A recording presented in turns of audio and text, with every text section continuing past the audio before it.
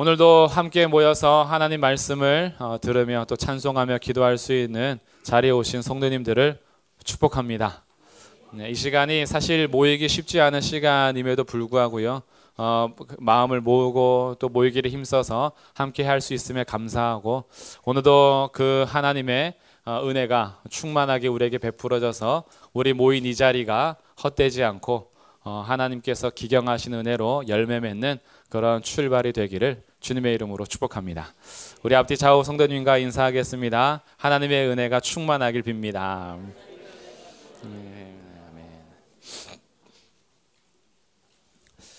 저희는 이번 신년 집회 때 성도의 품격이라는 주제로 함께 말씀을 나누고 있습니다. 첫 번째는 나의 왕이 누구신가 라는 거였어요. 나의 왕이 누구신가. 두 번째는 나는 누구의 종인가 라는 것을 함께 나누었습니다. 오늘은 이제 세 번째 시간을 함께 나누는데요. 세 번째는 나는 누구의 뭘까요? 나는 누구의 형상인가입니다. 형상인가. 자, 오늘 세 번째 날은 나는 누구의 형상인가라는 주제를 가지고 하나님 말씀을 나누려고 하고요. 이 누가복음 말씀을 통해서 하나님의 형상, 정말 완전한 형상이신 예수 그리스도의 사람 되심을 드러내는 그런 사람의 아들 인자이신 예수님, 그분을 전하기 위하여서 또 복음을 함께 나누는 누가복음을 중심으로 하여서 하나님 말씀을 나누도록 하겠습니다.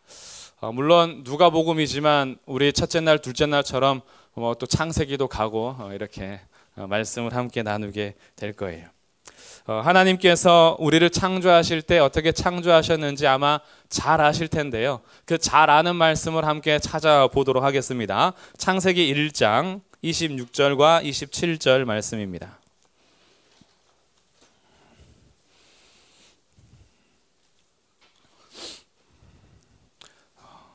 우리가 누구의 형상을 따라 지음을 받았는가?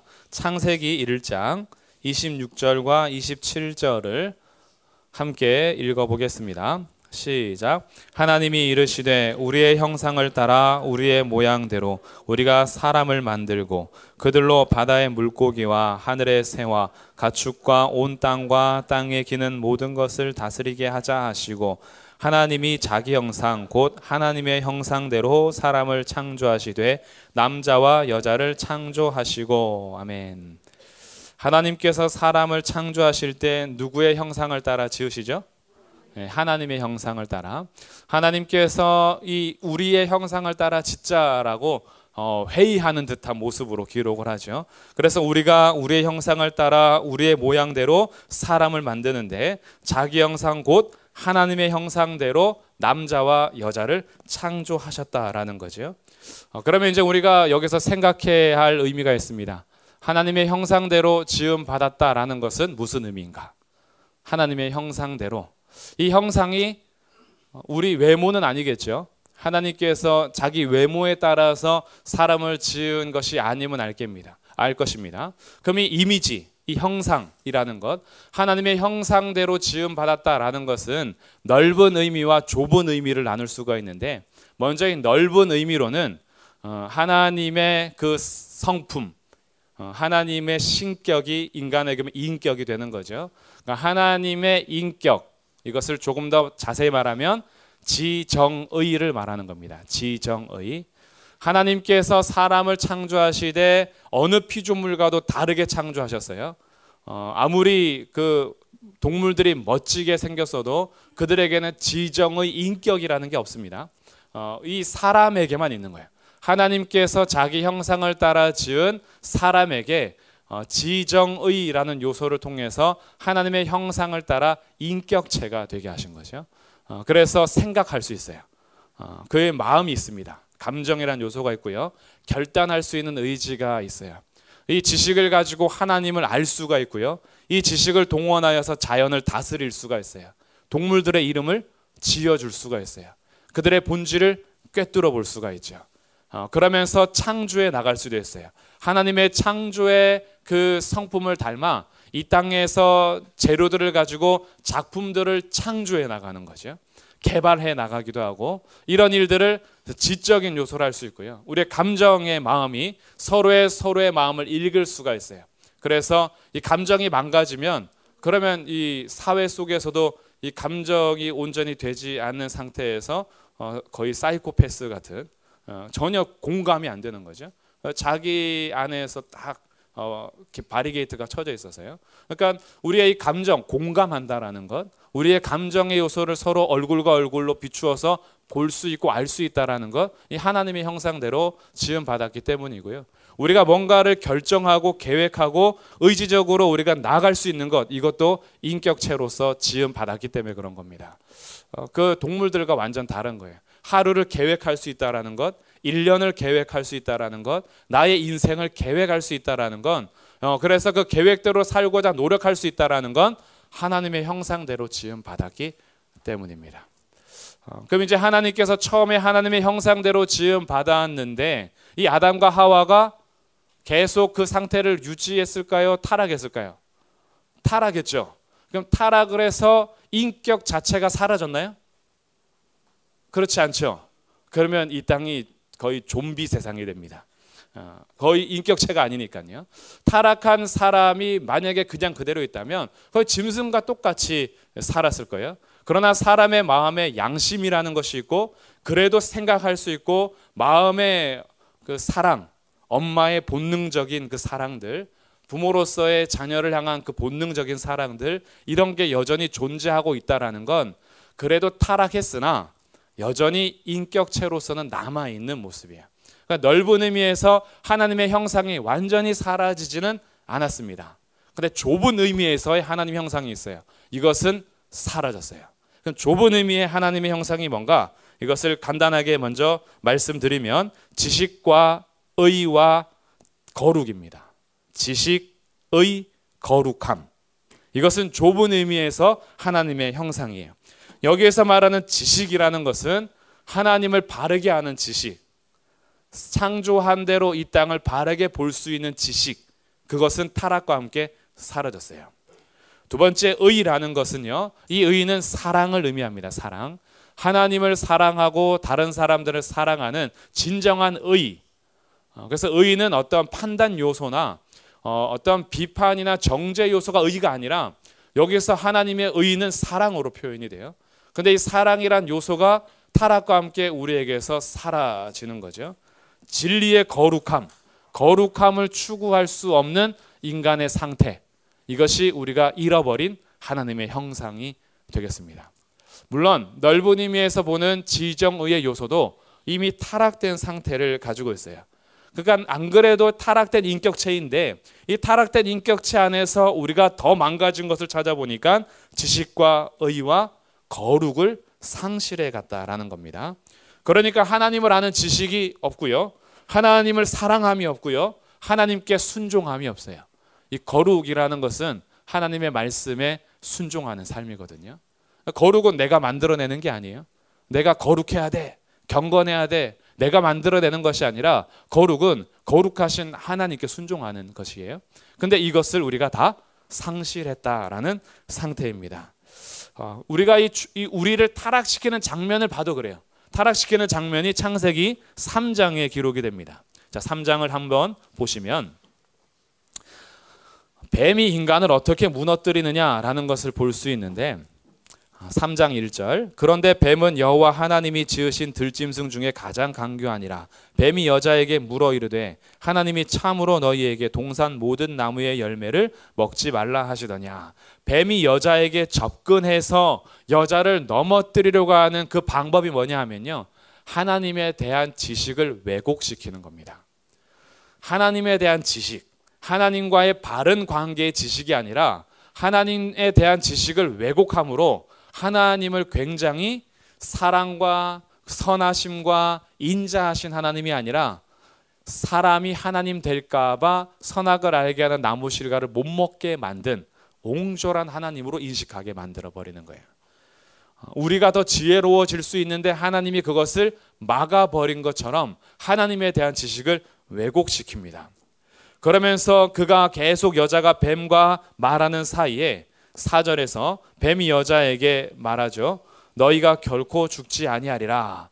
그의 의지가 하나님을 향하여서 거룩함으로 순종하는 의지여야 하는데 이 의지를 무너뜨려서 하나님의 말씀에 불순종하도록 사용하는 거죠.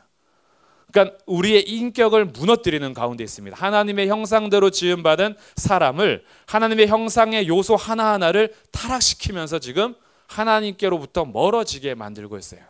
그러니까 이 마음이 무너지는 겁니다. 마음이 어떻게 무너졌냐 봤더니 6절에 그 나무를 본즉 먹음직도 하고 보암직도 하고 지혜롭게 할 만큼 탐스럽기도 한 나무인지라. 이렇게 좋은 것을 하나님이 우리를 못 먹게 했단 말인가. 그러니까 이 이제 감정선이 하나님을 사랑하는 감정선이 아니라 하나님이 우리에게 막은 것에 대해서 눈이 돌아가기 시작한 거죠.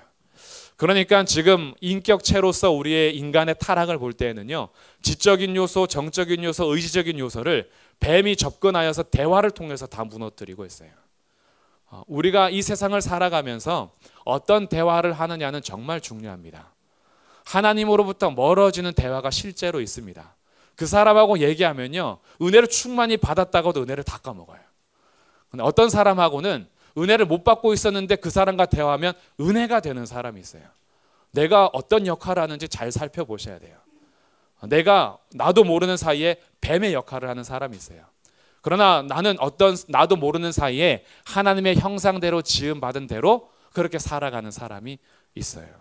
그러니까 우리들의 대화도 중요합니다. 내가 어떤 대화에 참여하고 있으며 내가 어떤 대화를 이끌어가는지 살펴보셔야 되는데, 우리를 가장 타락시키는 대화는 하나님에 대한 지식을 왜곡시키고 하나님에 대한 감정을 왜곡시키며 하나님께 의지를 들여서 순종하고자 하는 마음을 왜곡시켜서 불순종하게 하는 것, 이게 뱀이 하는 일이었어요. 이런 일들에 그들이 넘어갔고요, 그것을 먹었습니다. 그리고 이 타락을 잘 풀어서 설명하는 성경이 로마서 1장 말씀이에요. 자, 이제 로마서 1장으로 또 넘어가 보겠습니다.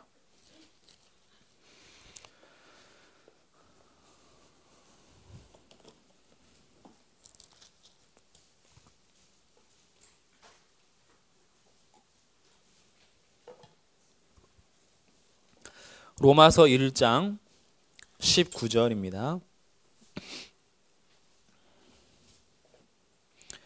로마서 1장 19절부터 23절까지 저와 한 절씩 교독하겠습니다. 이는 하나님을 알만한 것이 그들 속에 보임이라. 하나님께서 이를 그들에게 보이셨느니라.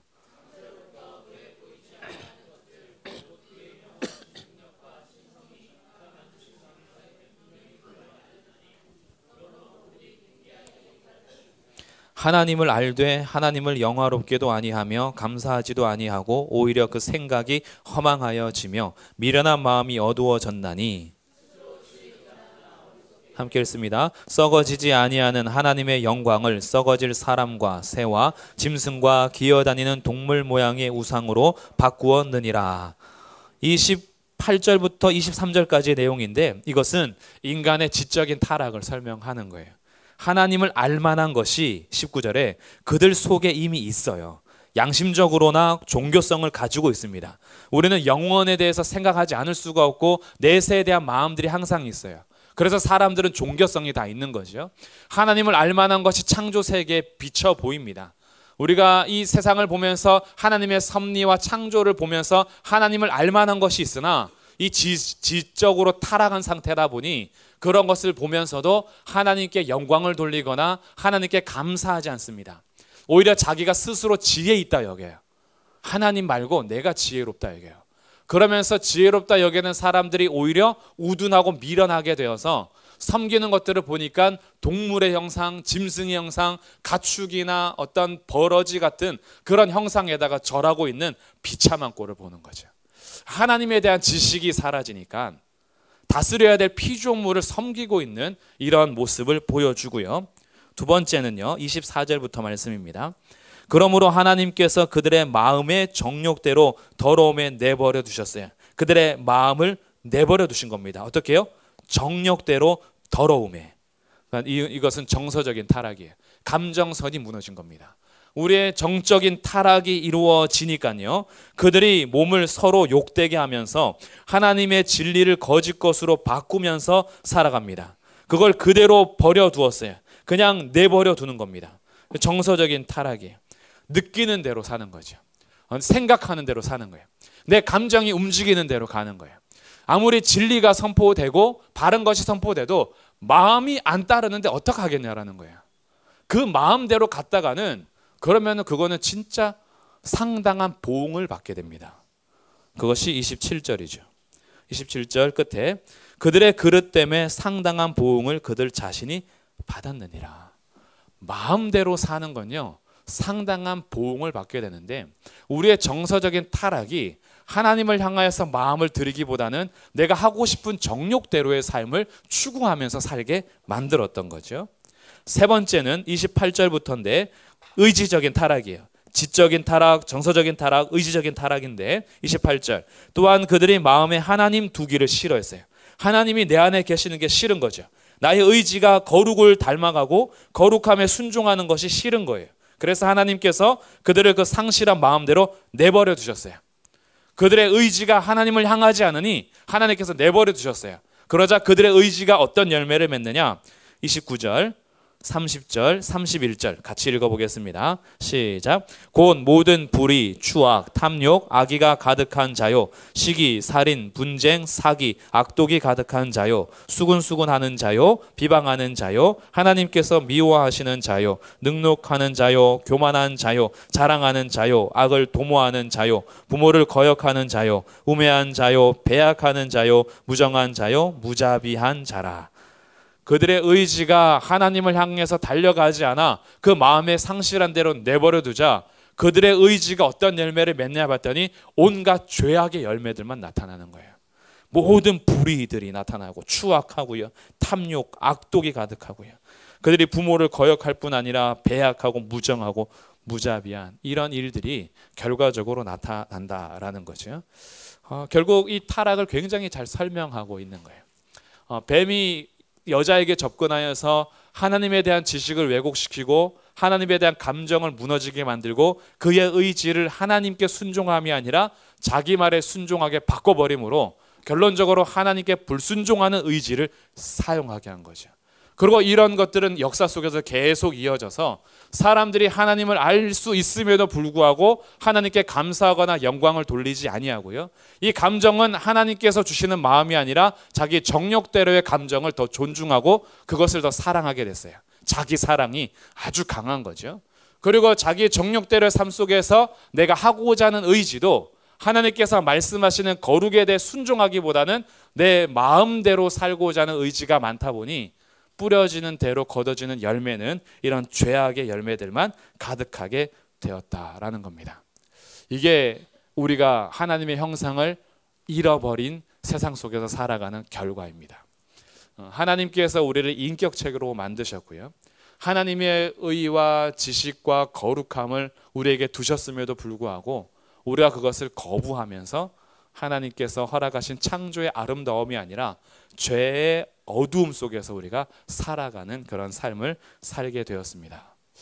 우리 성도님들은 누구의 형상으로 살아가시는지요?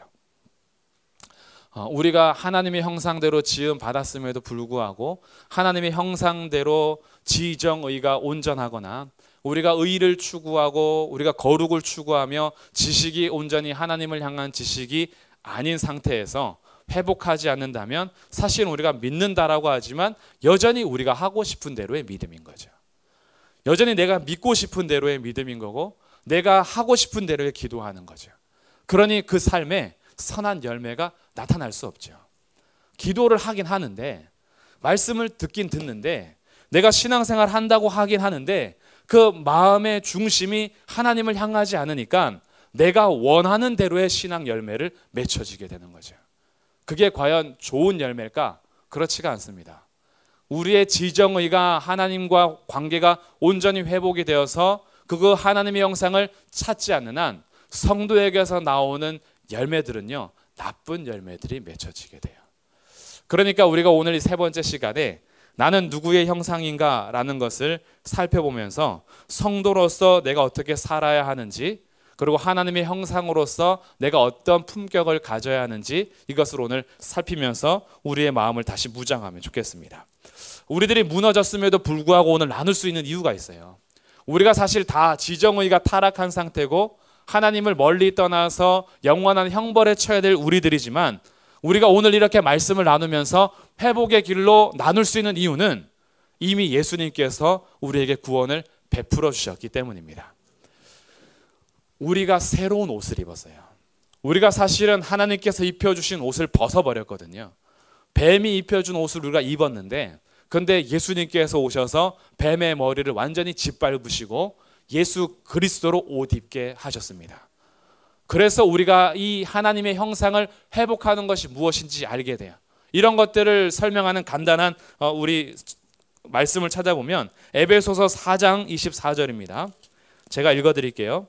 에베소서 4장 23절 24절 읽어드리겠습니다.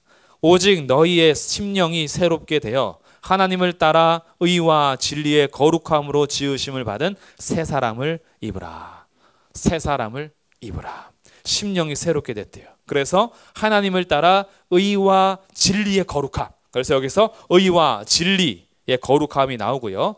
골로새서 3장 10절 봉독해 드리겠습니다. 골로새서 3장 10절입니다.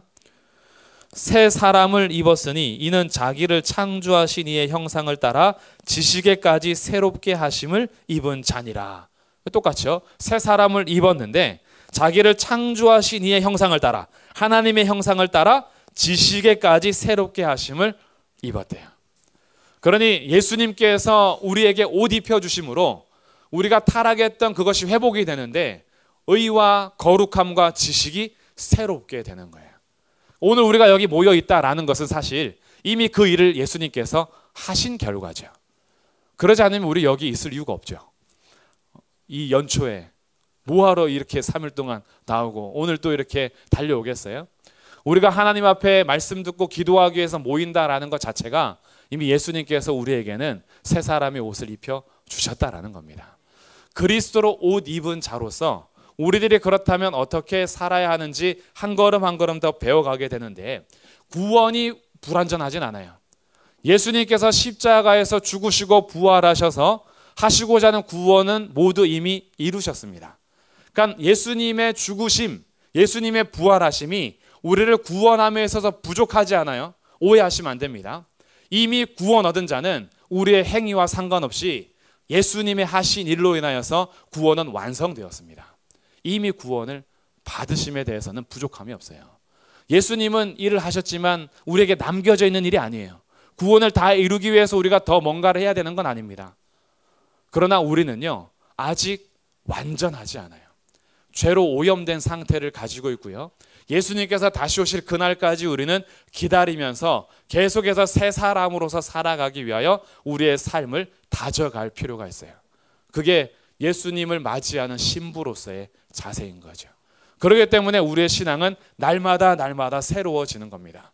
예수님께서 우리에게 입혀주신 옷이 부족해서가 아니라, 그래서 내가 뭔가 더 해야 되는 것이 아니라 완전하신 옷을 입혀주셨는데 그 완전함에 대해서 나는 여전히 옛사람이 남아있어요.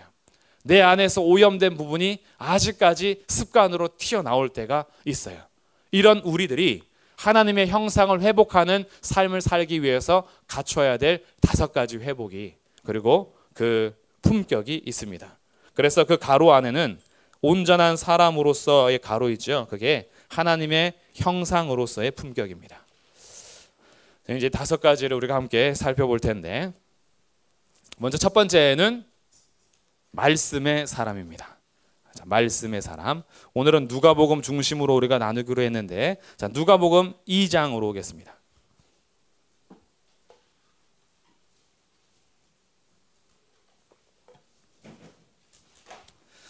하나님 형상으로서의 품격, 첫 번째는 말씀의 사람인데, 그렇다면 말씀의 사람이라는 건 도대체 뭔가, 그죠? 저는 그 한창 청년기 때요, 말씀의 사람이 되고 싶어서 잘 때도 성경책 베고 잤어요.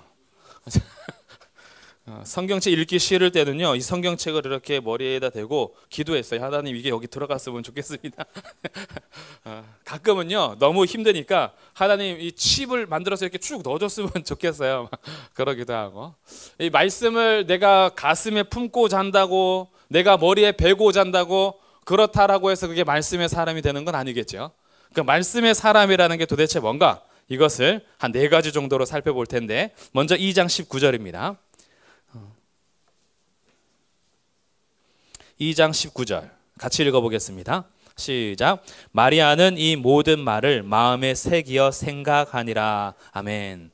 천사들이 목자들에게 찾아가서 예수님의 나심을 전하여 목자들이 와서 그것을 기뻐하며 찬양했는데, 이 목자들이 자기가 들은 말을 누워있는 아기 예수님 앞에서 아버지 요셉과 마리아가 있으니 그 얘기를 전해줬어요. 그러자 19절, 마리아가 이 모든 말을 마음에 새겨서 생각했대요.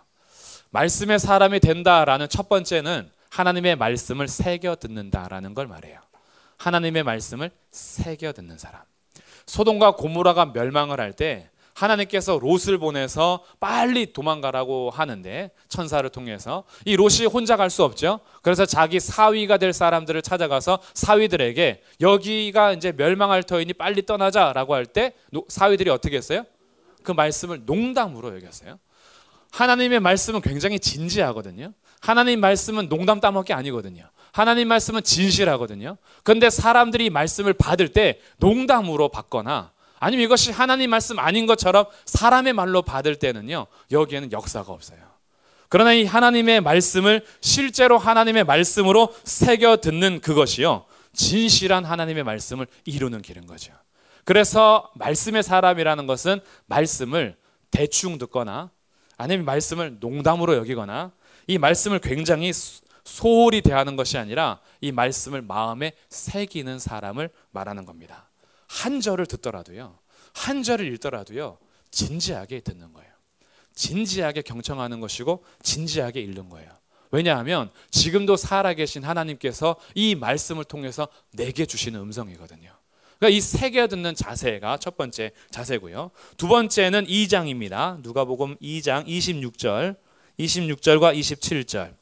뭔지 한번 생각해 보세요. 그가 주의 그리스도를 보기 전에는 죽지 아니하리라 하는 성령의 지시를 받았더니 성령의 감동으로 성전에 들어가매 마침 부모가 율법의 관례대로 행하고자 하여 그 아기 예수를 데리고 오는지라.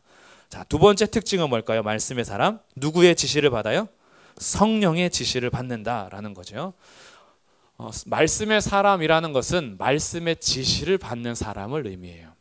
하나님께서 말씀을 하셔도 지시에 따르는 사람이 있고 따르지 않는 사람이 있는데, 이 성경 예수님께서 태어나실 때 시므온이라는 사람이 구원자를 보일 때까지 너가 죽지 아니하라는 약속의 말씀을 받았어요.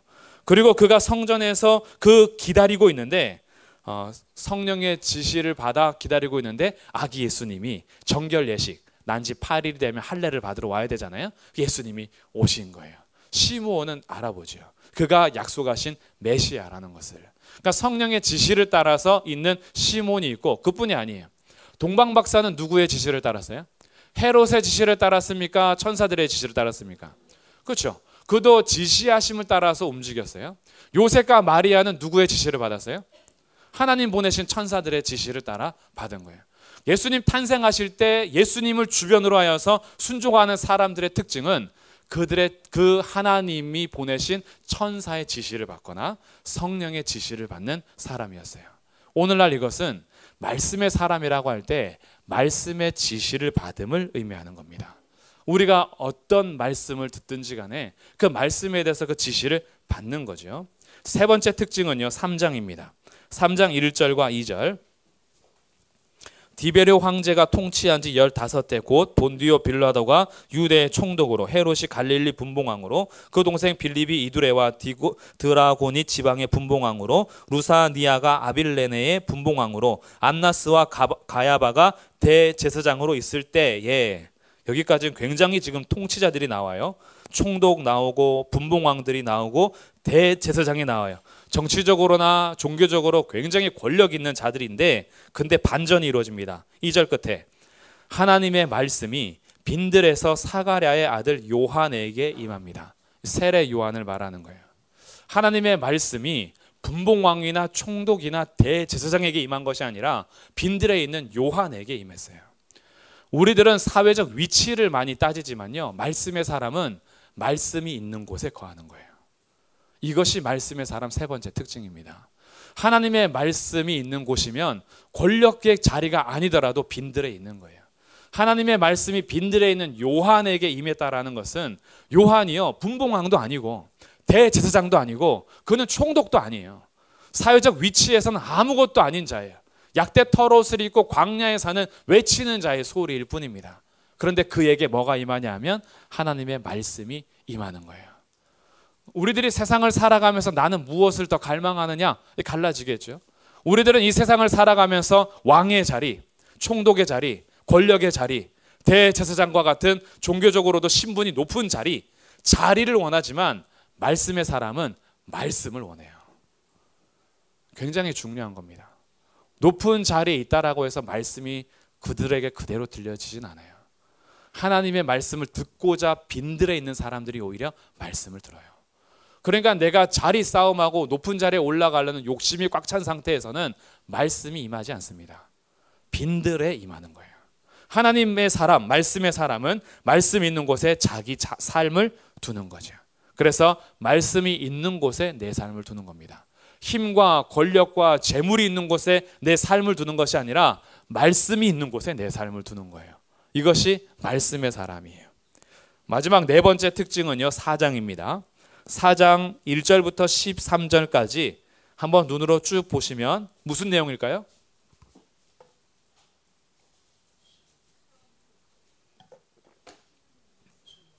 그렇죠? 누가 시험 받으시죠? 예수님이 시험을 받으십니다. 그럼 이제 잘 아시죠? 예수님께서 시험 받으실 때 어떻게 물리치셨어요? 그렇죠. 기록되었으되 말씀으로 물리치셨어요. 말씀의 사람 네 번째 특징은 나의 모든 시험과 유혹을 기록된 말씀으로 이겨나가는 거예요. 기록되었으되. 내 지혜와 내 지식으로 시험을 통과하려고 하는 것이 아니고 내 힘이나 누군가에게 붙어서가 아니라 기록된 말씀으로 이런 시험과 유혹을 이겨나가는 겁니다. 예수님께서 하셨어요. 그러니까 사실은 우리는 시험 앞에서 다 실패해요. 시험 앞에 우리는 다 무너지기도 하고요. 그래서 예수님께서는 시험에서 승리하셨어요. 그래서 우리를 구원하셨어요. 우리들에게도 말씀하시는 거예요. 이 땅에서 승리할 수 있는 그 방법은 말씀 외에는 없다라는 거죠. 이게 말씀의 사람 네 번째 특징이 되겠습니다. 특히 말씀의 사람이 제가 앞에다가 뭐라고 적어놨죠? 뭘 회복한다? 지성의 회복이에요. 지금 인격의 타락을 하나씩 회복하는데 우리의 지성을 회복하기 위해서 첫 번째는 말씀의 사람이 되어야 해요. 하나님의 말씀이 아니고서는 우리의 지성이 회복될 수 없습니다. 아무리 내가 좋은 학위를 가지고 있고 세상에서 내놓으라는 공부를 다 해도요, 말씀의 사람이 아니면 그의 지성은 회복이 되지 않아요. 하나님의 형상의 대로. 그래서 첫 번째는 말씀의 사람이 되는 것이고, 두 번째는 뭘까요? 말씀과 함께 가야 되는 기도의 사람입니다. 기도의 사람. 자, 5장 16절입니다. 누가복음 5장 16절. 함께 읽어보겠습니다. 시작. 예수는 물러가사 한적한 곳에서 기도하시니라. 아멘. 이 표현이 굉장히 많이 등장하는 거 아시죠? 예수님께서는 아무리 사역이 바빠도 한적한 곳에서 하나님과 기도하는 시간을 늘 가지셨어요. 그 사람들이 몰려와서 할 일이 많음에도 불구하고 예수님은 잠깐 멈추시기도 했어요. 그리고 한적한 곳에 가서 기도하셨어요. 사람들의 인기나 요구보다 한적한 곳에서 하나님과 교제하기를 원했던 거죠. 그뿐만이 아니라 6장 12절 보시면요. 6장 12절. 이때에 예수께서 기도하시러 산으로 가사 밤이 새도록 하나님께 기도하시고 밝음에 제자들을 부르셔서 12명의 사도를 세우십니다. 그럼 이때가 언제냐? 자, 11절 보시니까 그들은 노기가 가득하여 예수를 어떻게 할까 하고 서로 의논하니라. 그들은 서기관과 바리새인들이에요. 이 서기관과 바리새인들이 노기가 가득해서 예수를 어떻게 처리할까라고 도끼가 가득한 그때에 예수님 뭐 하셨다라는 거예요? 기도하러 가셨다라는 거예요. 밤새 기도하시고 제자들을 세우셨어요. 그러니까 예수님은 어떤 상황, 사역이 바쁠 때에도 사람들이 자기를 시기하여서 죽이려고 의논할 때에도 예수님은 항상 기도하러 가셨어요. 왜냐하면 우리에게 본을 보이신 건데 예수님께 이 기도는 하나님과 아버지 하나님과 뗄 수 없는 교제였어요. 이것이 우리 지성의 회복입니다. 우리가 기도하지 않으면요, 이 지성이 회복되지 않아요. 기도가 그냥 뭐 아무것도 아닌 것 같은데 그렇지 않습니다. 기도는 정말 중요한 거예요. 나의 지성과 나의 이해와 나의 지혜와 나의 힘을 뛰어넘어 하나님께서 공급하시는 힘으로 살아가는 거예요. 하나님께서 우리에게 가르쳐 주시는 것이 있어요. 하나님께서 내가 생각하지 못한 길을 열어주실 때가 있어요. 하나님께서 그 지혜, 이 세상 만물을 창조하신 하나님의 지혜로 함께하는 시간이 되는 거죠. 그러니까 우리의 지성이 잘못되어 가고 있을 때 나는 옳다라고 여기면서 살아가는데 기도하는 시간에 그것을 가르쳐 주실 때가 있어요. 아니다. 때로는 잘했어. 응원하실 때도 있고요. 힘을 복돋아주실 때도 있고 잘못했을 때는 돌이키게 하실 때도 있고 그것이 우리의 지성을 회복하게 하는 거예요. 그러니까 말씀과 기도가 우리로 하여금 하나님 앞에 다시 서도록 이 지식을 온전하게 하는 겁니다. 그러니 말씀을 아무리 많이 알아도 기도하지 않으면 이 말씀을 가지고 사람을 죽이는 데도 사용할 수 있어요. 기도를 많이 하는데 말씀을 모르면 나의 욕심과 정욕에 따라서 기도만 많이 할 수도 있어요. 이 말씀과 기도는 따로 떨어질 수 있는 게 아니에요. 말씀과 기도는 우리의 지성을 온전하게 하는 겁니다. 그렇기 때문에 우리의 지성을 하나님께 온전히 초점 맞추는 삶은 말씀과 기도의 사람이 되는 거예요. 올 한 해 새 출발 우리 같이 하고 있는데 한 해 동안 말씀과 기도의 사람이 되셔서 우리의 지성이 하나님의 형상으로 온전히 회복되기를 주님의 이름으로 축복합니다. 세 번째는 무슨 사람일까요? 정적인 요소인데 사랑의 사람입니다. 사랑의 사람. 6장 말씀 보겠습니다. 누가복음 6장 36절 함께 읽어보겠습니다. 시작. 너희 아버지의 자비로우심 같이 너희도 자비로운 자가 되라. 이 사랑의 사람이라 했으니까 이 사랑이라는 용어의 선택이 우리로 하여금 제한될 때가 있는데 이 사랑이란 요소는 자비, 긍휼, 불쌍히 여김, 그리고 정말 인애, 인자, 은혜 이런 것들 포함하는 거예요. 이 포함하여서 나오는 이 사랑이라의 사람이 되는 건데 먼저 6장 36절에서는 자비로운 자가 되라는 거예요. 누가 자비로운 거죠? 누구의 자비로움 같이? 아버지의 자비로우심 같이 너희도 자비로운 자가 되어라. 그렇다면 이 자비로운 자가 되는 구체적인 방법이 뭐냐? 37절 38절에 나오는 거죠. 비판하지 말라, 정죄하지 말라, 용서하라, 주라, 헤아려라 이거죠. 하나님 아버지의 자비하심 같이 자비한다라는 것은 우리가 어떤 사람을 볼 때에 비판하고 정죄함이 아니라 용서하고 헤아려 주고 베푸는 거예요. 주는 거죠. 그리고 그의 삶에 우리가 동참하는 그런 삶을 말하는 겁니다. 이것을 잘 보여주는 예가 선한 사마리아인 비유예요. 강도를 만난 자가 거반 죽어갔을 때에 제사장도 레위인도 그냥 지나갔으나 사마리아 사람이 지나가면서 그에게 자비를 베풀었어요. 그가 가진 것을 나누어 주었어요. 그의 마음을 헤아렸어요. 판단하지 않았어요. 딱 봐서 왜 강도를 만났을까? 분석하지 않았어요. 저 사람을 내가 지금 어떻게 해야 될 것인가? 죄인이라서 심판받는 건 아닐까? 내가 주어줘도 될까 안 될까? 신학적으로 분석하는 게 아니라 그를 헤아렸어요. 가서 다가갔어요. 그래서 그에게 약을 나눠주고 주막으로 데려가서 그가 자기 돈을 쓰면서 주인에게 말했잖아요. 내가 돌아올 때 비용이 더 들면 계산하겠다. 그래서 예수님께서 누가 강도 만난 자의 이웃이냐라고 물어볼 때에 그가 대답하기를 자비를 베푼 자입니다 그랬어요. 이 자비, 그는 자비를 베풀었던 거죠. 하나님의 자비로우심 같이 자비를 베푸는 그 마음들, 우리가 이 마음을 상실할 때가 많아요.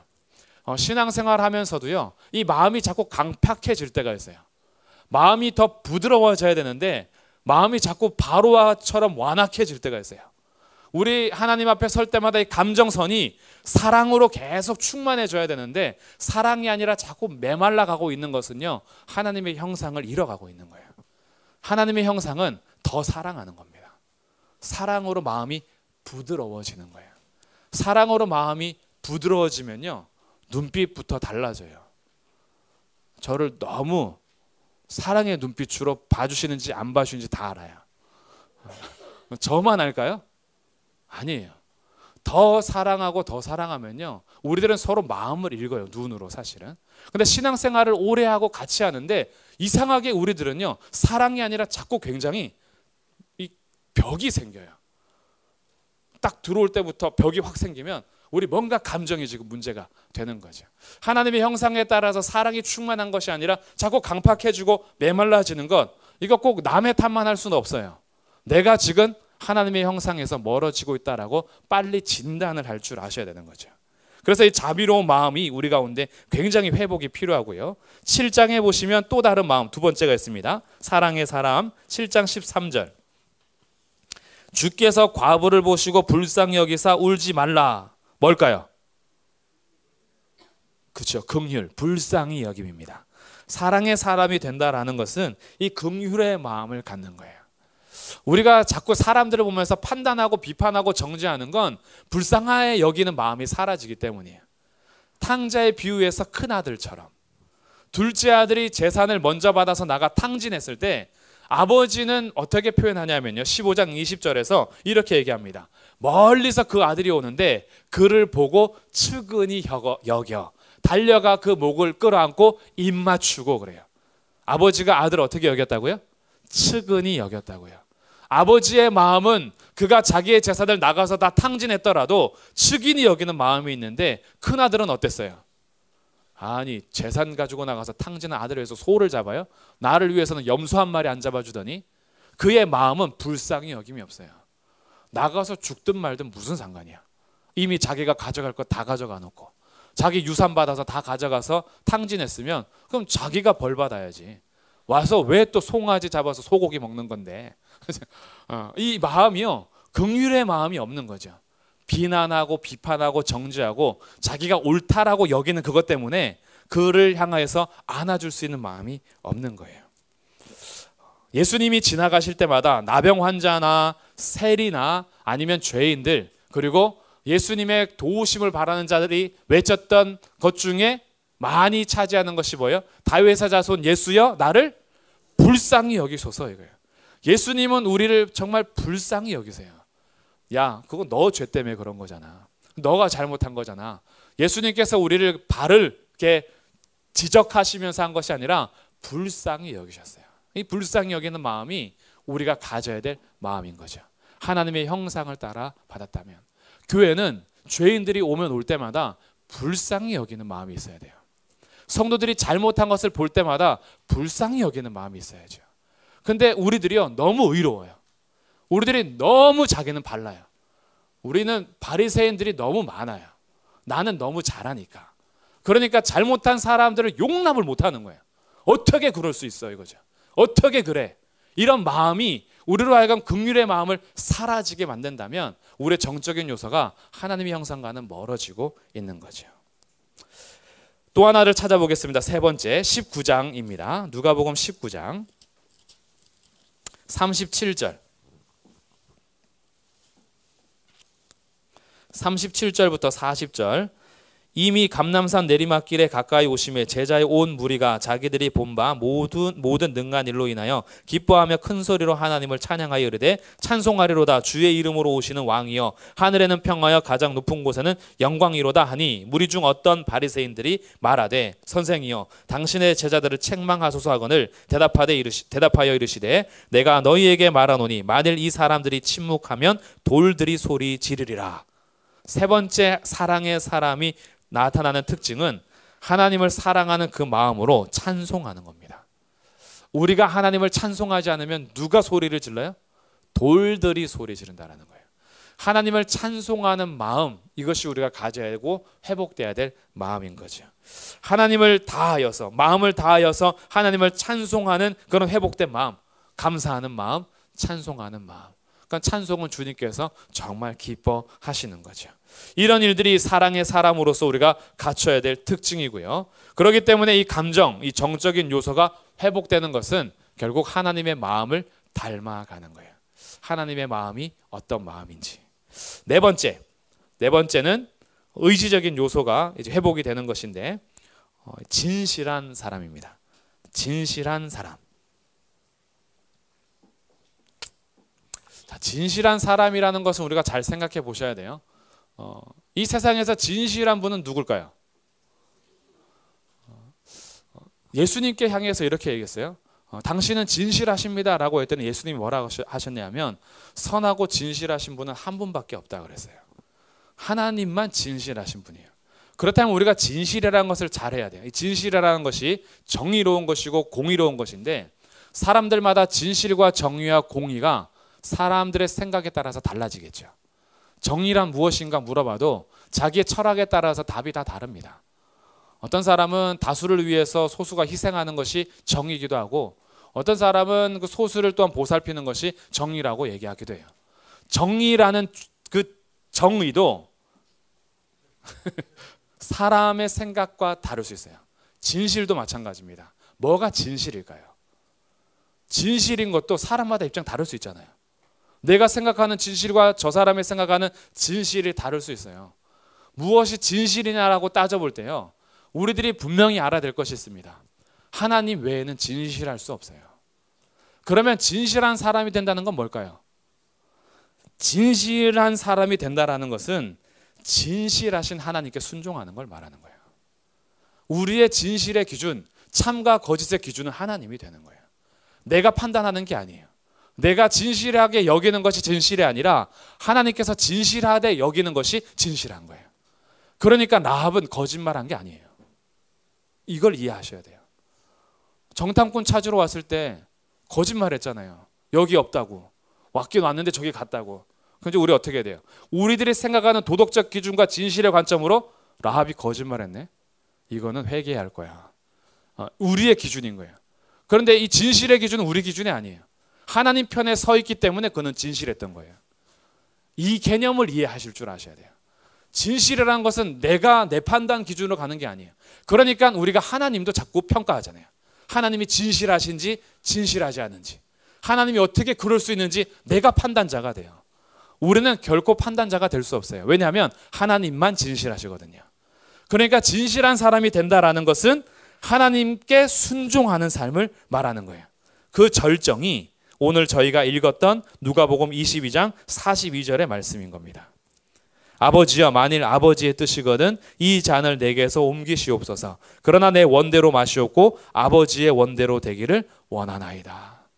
나의 원대로가 아니라 아버지의 원대로 되기를 바라는 그 마음, 그러니 나의 의지를 하나님의 의지에 복종시키는 것을 진실한 사람이라 그래요. 이게 의지의 회복입니다. 내가 살아서 내 의지가 강해지는 걸 의지 회복이라 하지 않아요. 나의 의지를 하나님께 복종하는 데 쓸 때 그것을 진실한 사람이라 그러는 거죠. 그리고 그것이 진짜 의지가 회복이 되는 겁니다. 예수님께서는 어느 정도까지 말씀하셨냐 하면 47절부터 보시면 예수님께서 말씀하실 때에 유다가 와서 예수님께 입맞춥니다. 그래서 군인들이 그를 체포하려고 할 때 베드로가 칼을 빼어서 50절 그 중에 한 사람이 대제사장의 종을 쳐 그 오른쪽 귀를 떨어뜨립니다. 그 중에 한 사람은 베드로고요. 그 종은 말고라는 이름을 가진 사람이에요. 이건 요한복음에서 설명을 하는데 이 칼을 빼서 그의 귀를 떨어뜨렸어요. 예수님께서 뭐라 하시느냐? 51절 읽어보겠습니다. 시작. 예수께서 일러 이르시되 이것까지 참으라 하시고 그 귀를 만져 낫게 하시더라. 베드로가 볼 때의 진실함 그리고 공의로움, 이것은 정의로움은 칼을 들고 왔을 때 칼로 맞서는 게 정의로운 거예요. 이는 이로, 눈은 눈으로, 그렇죠? 생명은 생명으로. 오른뺨을 맞았으면은 나도 오른뺨을 정확하게 한 대를 치는 거죠. 강도도 똑같이 어느 색이냐에 따라서 세게 때렸으면은 세게 갚아야 되고 약하게 맞았으면 약하게 갚아야 되고, 이것이 정의죠. 당한 대로 갚아주는 거. 어떻게 맞고만 살아요? 그럴 수 없지. 그건 정의가 아니죠. 약자들이 왜 맨날 두드러 맞아야 돼요? 그러면 안 되죠. 약자들도 칠 줄 알아야죠. 근데 예수님은 이것까지 참으라. 예수님은 칼과 몽치를 가지고 이들을 구원하러 오신 게 아니었어요.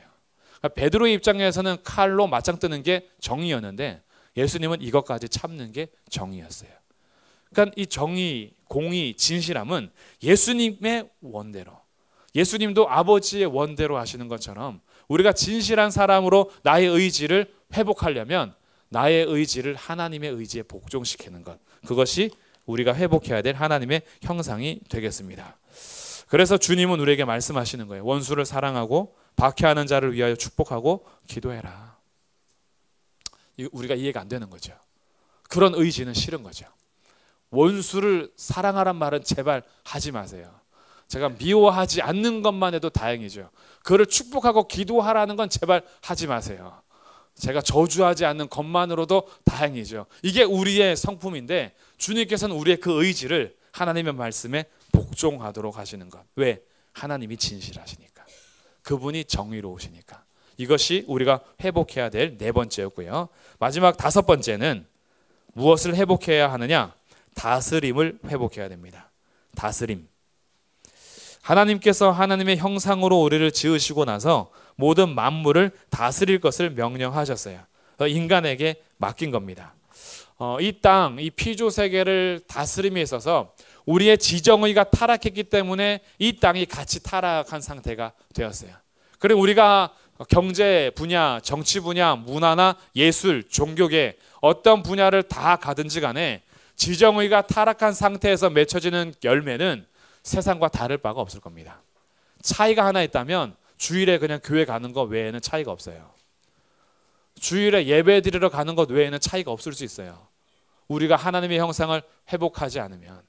그런데 우리가 이것을 회복하면요, 우리의 경제 분야, 정치 분야, 문화나 예술 어떤 영역에 있더라도 우리가 그곳에서 회복할 수 있는 것이 있습니다. 그게 뭘까요? 하나님의 나라와 의를 구하는 거예요. 이게 다스림의 회복입니다. 우리는 이 땅에서 천국을 이루는 건 아니에요. 이 땅은 결국 사라질 테고 새하늘과 새 땅이 열릴 겁니다. 그렇기 때문에 우리는 이 땅을 천국으로 만들기 위해서 모든 분야로 가는 건 아니에요. 그러나 우리가 사는 동안에 주님 오실 그날까지 우리는 우리 삶의 모든 영역에서 먼저 그의 나라와 그의 의를 구하며 사는 거예요. 내가 있는 곳에 하나님이 통치하시기를, 내가 있는 곳에 하나님의 의가 이루어지기를, 그래서 나의 삶을 하나님 앞에 복종시키면서 살아가는 거죠. 그러다 보니 나의 삶은 더 이상 나를 주장하는 삶이 아니라 빛으로 소금으로 사는 거예요. 내가 이 빛된 나의 삶이 말 아래 숨어서 숨겨지는 삶이 아니라 드러날 수밖에 없는 삶이라면 성도로서 교회로서 나의 삶은 드러내놓고 우리의 삶을 투명하고 정직하고 진실하게 그렇게 빛의 사람으로 살아가는 거죠. 우리의 삶이 소금으로서 이 땅 가운데 뿌려져서 소금의 짠맛을 내면서 살아가는 거죠. 빛이 그 빛을 잃으면 소용이 없고요. 소금이 그 짠맛을 잃으면 그냥 밖에 버려져서 그거 밟힐 뿐인 거예요. 우리가 내야 될 맛이 있어요. 우리가 비춰야 될 빛이 있어요. 그것을 우리는 숨기거나 거부하시면 안 돼요. 우리가 가는 모든 영역에서 하나님의 다스림을 회복해야 돼요. 그래서 우리 착한 행실을 통하여 하늘에 계신 아버지께서 영광을 받으셔야 되는 겁니다. 우리들은 그 의무가 있어요. 내가 가는 곳에서 드러내놓고 성도로서 착한 행실을 하는 것. 근데 우리는 사실 자신이 없어서 감추고 싶죠. 욕먹이지만 않아도 다행이지. 하나님 앞에 영광 돌리는 건 둘째치고 나의 삶을 통해서 아버지께서 욕먹지만 않아도 다행이지라는 우리의 부족한 모습과 연약한 모습 때문에 빛과 소금으로서 당당하게 살아가지 못하는 이것을 이제는 벗어버리고요. 그거 숨길 수가 없어요. 우리는 빛으로 소금으로서 이 세상 가운데 하나님의 통치를 구하며 사는 거예요. 그러니 다스리는 겁니다. 재물도 다스리는 거예요. 피조물도 다스리는 거예요. 우리의 문화 영역도 하나님의 사람들이 다스려야 되는데 주님의 나라와 그 일을 구하는 겁니다. 그러니까 예배의 자리뿐 아니라 직장의 자리, 문화와 예술의 자리, 경제, 정치, 윤리, 도덕 모든 영역에서 하나님 나라를 구하며 우리의 착한 행실을 통해 하나님께 찬송을 돌리는 것. 이것이 우리가 회복해야 될 다스림인 겁니다. 이를 위해서 우리는 돌봐야 되고요. 보호해야 하고 적극적으로 기도하면서 우리의 책임을 다해야 하는 거죠. 그래서 다스림에는 두 가지가 있습니다. 첫 번째는 헤세드고요. 두 번째는 에메트입니다. 이거는 계속해서 구약에서 보여주는 건데 헤세드는 인자, 사랑, 인애, 은혜 이런 것이고요. 에메트는 진실함, 정의로움, 공의 이런 것을 말합니다. 그러니까 우리가 하나님 앞에 그 나라를 구하고 다스린다라는 것은 하나님의 사랑과 하나님의 의, 하나님의 진실하심과 하나님의 은혜를 가지고 이 땅을 회복하기 위해서 하나님을 구하는 삶을 의미합니다.